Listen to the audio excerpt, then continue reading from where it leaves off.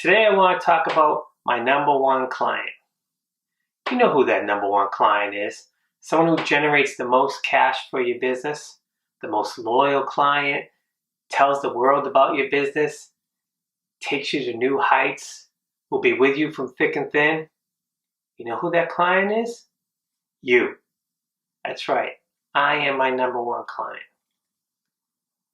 You may ask, you don't affect your bottom line. Oh, really? Of course you do. Without you, there is no business. You need to treat yourself like gold. I've been in business for 25 years. And I would say the first 18 years or so, I didn't treat myself like gold. Not even close. I put everything else before me. Everything. For the first 10 or 12 years, I didn't even take a vacation. I got so busy with my business, I just forgot about taking care of myself. Forget about eating properly during the day. Forget about exercising regularly. I had no time for that. I was just in the weeds so many times that I really didn't put my head up to realize where I wanted to go. And I started to lose sight of why I got in business in the first place. But then it happened. Let me tell you a story. About 6 years ago, I was working from home one day. I was trying to solve a problem for a client, a software client. I just couldn't solve the problem. It was just mind-boggling why I couldn't get past this problem. Now, I had other things on my mind too with the business as well, but it was just really frustrating day. And the stress level was just going higher and higher and higher. And then I just decided, you know what? I need to get out. I was so just tense and tight, and I said, I just need to get out. So I said, I'm going for a walk. And I just got up, walked right out the door, went up to the driveway, took a left, then took another left, and I'm on a road. This is a nice straight road that I've been traveling by car at least 4 times a week over a course of 15 years. I did the math. It's about over 3,000 times I was driving up and down that road. But I've never walked it. It's the first time I walked it. So I just started walking down this street, and I was just thinking, okay, why can't I solve this problem? There's got to be a reason why I cannot solve this problem. And all these things were going through my mind, just try this, just try that. It was just getting more frustrating. And I just said, you know what? I just got to just walk. I'm not going to think about anything. I kept walking, and I was really at a fast pace. It really wasn't a slow, leisurely walk by all means. It was a fast pace. I just kept walking, and then I was just minding my own business, looking down every so often, looking around. It was a cloudy day, and the sun was trying to peek through. And then all of a sudden, I look over, and there's a cemetery on my right-hand side. And I just kept walking. I looked over, glanced, no big deal. Kept walking. Then I saw the sun peeking through, and I just happened to glance over, and I saw something. I went, no. So I crossed the street. Both ways, crossed the street, kept walking, went up a little driveway into the cemetery, a little path, just right off the road. And there it was.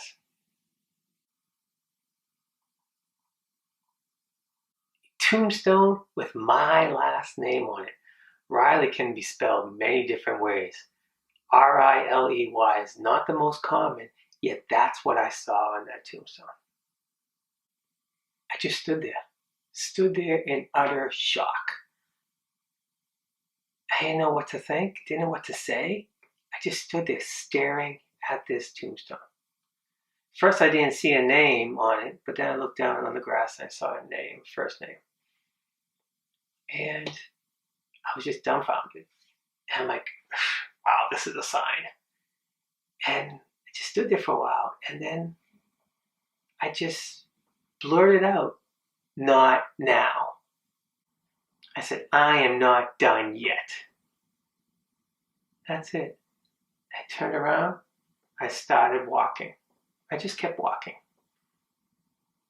And I just continued. I just kept thinking to myself, what is going on here? If I keep up the way I'm going, the stress level, being agitated, and all that stuff is not healthy for me.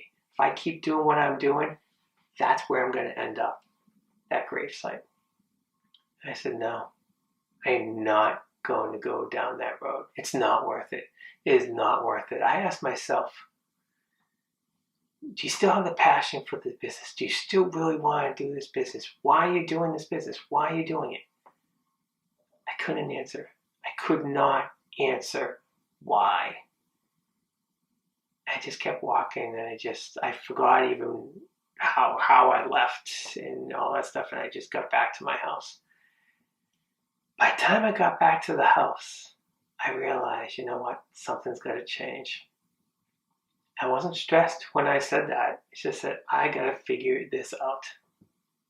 Now, it's been a journey these last 6 years, and I absolutely love where I am right now. The passion is so back. And what I do, if I built a business, a solid business that I help my clients on their path through entrepreneurship. And I can do this uniquely because I've been on that road. I've seen the highs, I've seen the lows. If you like this video, please share it with someone who you think needs to hear this message. Oh, and one more thing. I have a huge sense of gratitude for my dear friend who I've never met before. His name is Clement A. Riley. I did some research on him. Check this out. He was born November 20th, 1905, and he passed away at the age of 82 on May 31st, 1988.